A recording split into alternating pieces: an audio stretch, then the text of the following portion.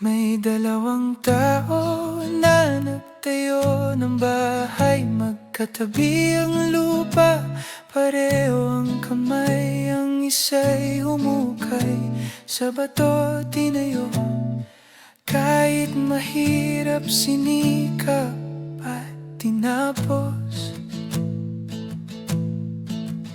Ang isa'y nagmadali, buhangin ang ginamit. Madaling paraan ang kanyang pinili. Sa tingin ng tao, pareho lang ang itsura, pero magkaiba ang ilalim at pundasyon nila. Dumating ang ulan, hangin ay malakas. Bumaha ang ilog, bahay ay sinubok agad.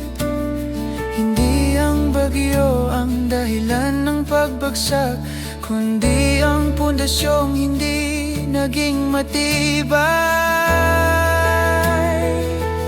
Itayo ang buhay sa matibay na bato, hindi lang sa salita kundi sa gawa mismo.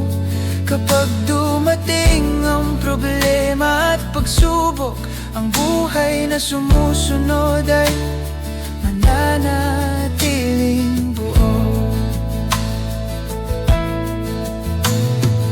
Ang pakikinig lang ay hindi sapat kung hindi naman isinasabuhay agad. Pero ang sumusunod sa salita ng Diyos may matibay na buhay.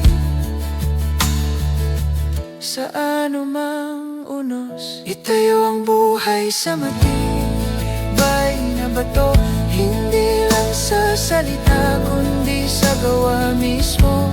Kapag dumating ang problema at pagsubok, ang buhay na sumusunod ay mananatiling buo.